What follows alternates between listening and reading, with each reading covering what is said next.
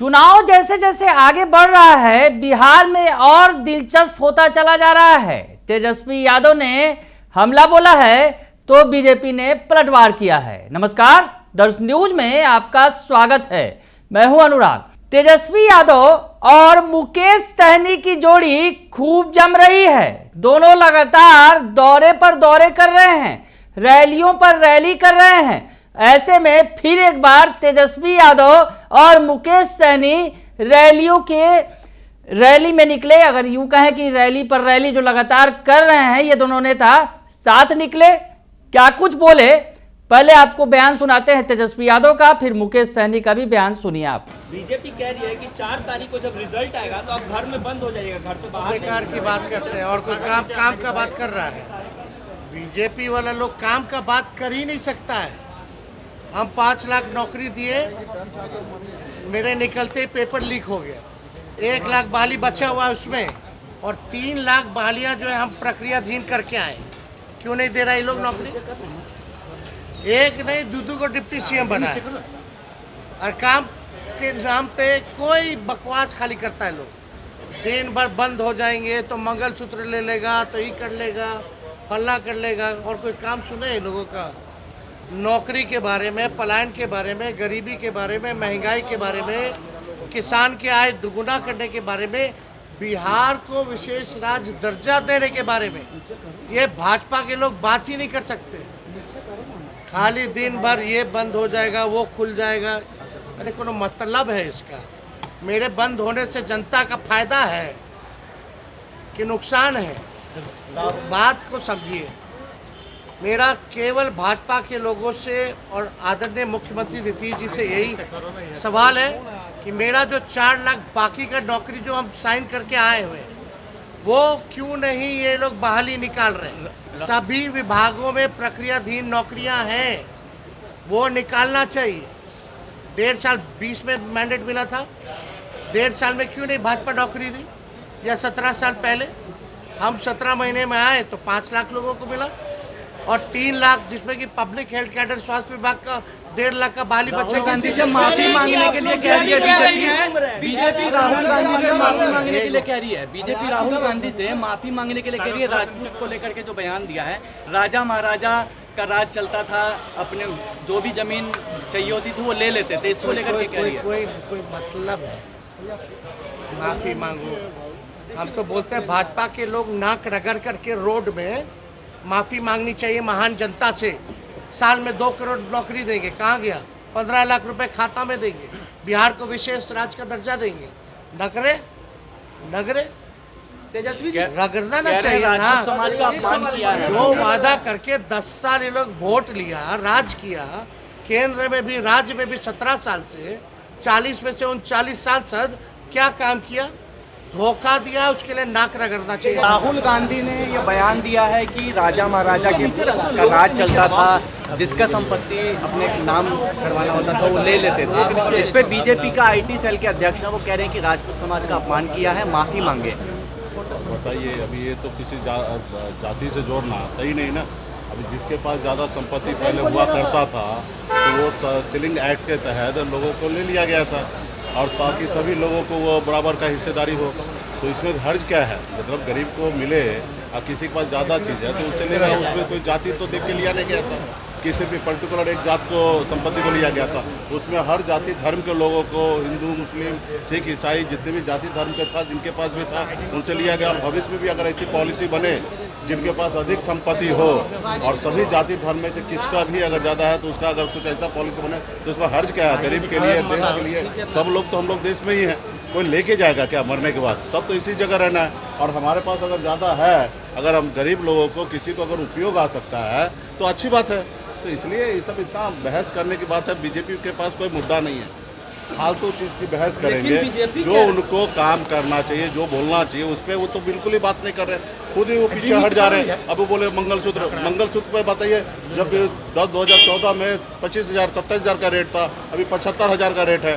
खुद मोदी जी के शासनकाल में सोना को इतना महंगा कर दिया कि हर एक आम आदमी को सोना से बहुत दूर कर दिया गया। तो ये सारी चीज़ें हैं बीजेपी के पास कोई मुद्दा नहीं है। जो उन्होंने 10 साल में वादा किया वो पूरा किया कि नहीं किया, उन पे उनको जवाब देना चाहिए, उन पे बात करना चाहिए। और फालतू चीज़ बोल रहे हैं, इस पर क्या जवाब देना। लेकिन बीजेपी के लोग कह रहे हैं सर कि आप लोग के पास कोई मुद्दा नहीं है और तो हम स्क्रिप्ट तो लिखा हुआ ही बयान देते हैं। हमारे पास जो भी मुद्दा है हम जनता के बीच में रख रहे हैं। जनता को अभी सोचना है कि हमारे पास मुद्दा क्या है और भाजपा क्या चाहिए, वो जनता के पास भी करना है। तो तेजस्वी यादव ने हमला बोला केंद्र सरकार पर, केंद्र की मोदी सरकार पर, और कहा कि 1 लाख बहाली बचा हुआ है, उसमें और 3 लाख बहाली जो प्रक्रियाधीन है वो नौकरी क्यों नहीं दे रहे हैं। दरअसल बिहार के परिप्रेक्ष्य में उन्होंने सवाल पूछा कि नौकरियां बची हुई हैं, बीजेपी के 2 डिप्टी सीएम हैं और ऐसे में कुछ काम नहीं हो रहा है, केवल बकवास हो रहा है, ये कहना है तेजस्वी यादव का।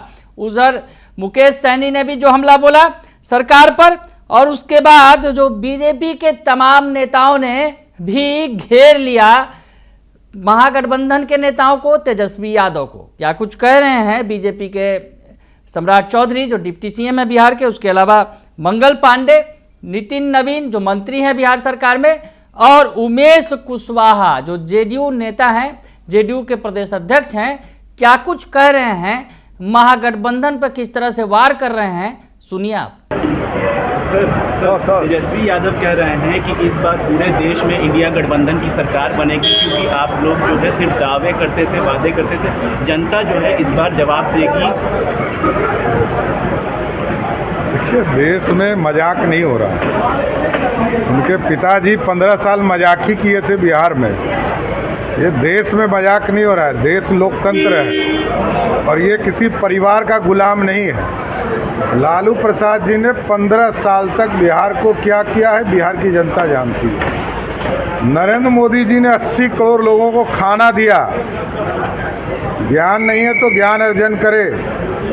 50 करोड़ लोगों को आयुष्मान भारत से जोड़ने का काम किया। बोलने के लिए, सपना देखने के लिए सब स्वतंत्र हैं। जमानत बचा लें, जो पहला 2 चुनाव का फेज का चुनाव हुआ है, जमानत बचाएं, कई सीटों पे पता चल जाए। राजा महाराजा जो राजपूत थे वो लोगों की जमीन हड़पने का काम करते थे, इस तरीके का बयान अब राजपूतों को लेकर राहुल गांधी दे रहे हैं। राहुल गांधी जी इस देश को समझे कहाँ?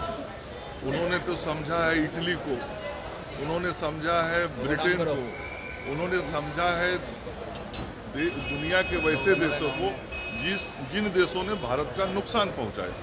तो वैसे देशों के इतिहास को जो समझता होगा भारत के इतिहास के बारे में, उससे इसके अलावा कुछ अतिरिक्त टिप्पणी की आशा भी नहीं की जा सकती। तेजस्वी यादव कह रहे हैं कि प्रधानमंत्री डिप्रेशन का शिकार हो गए, सिर्फ झूठ बोलने का नारा भी भूल गए हैं। तेजस्वी जी खुद डिप्रेशन में है, उनका बयान यही बताता है।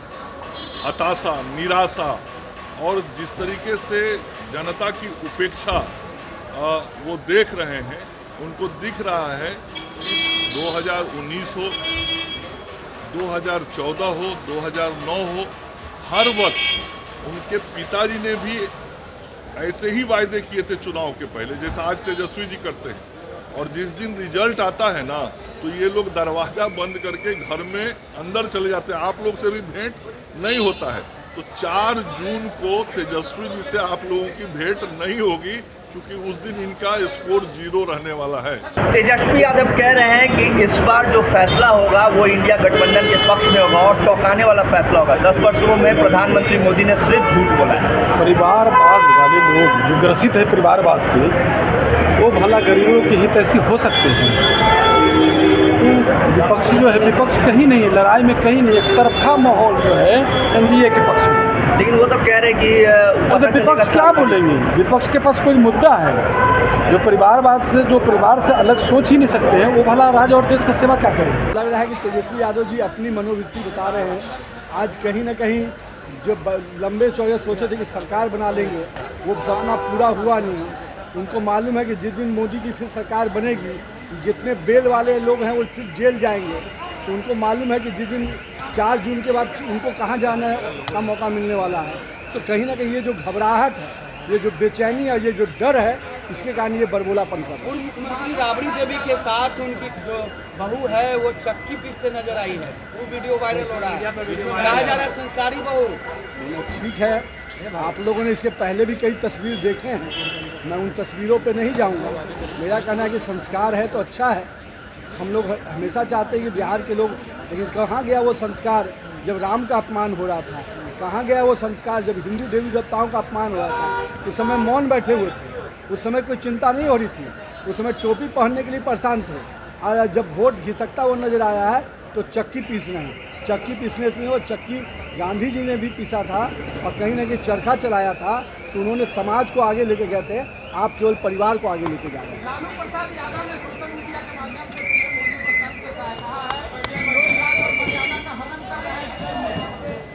अब लालू प्रसाद यादव जी कितने मर्यादा का अपने उल्लंघन किए वो तो मालूम है, किसी मर्यादा को उन्होंने छोड़ा है, न परिवार के मर्यादा को न समाज के मर्यादा को। उन्होंने तो वोट बैंक की खातिर किसी को नहीं छोड़ा और आज परिवार के अलावा उन्होंने किसी को देखा नहीं।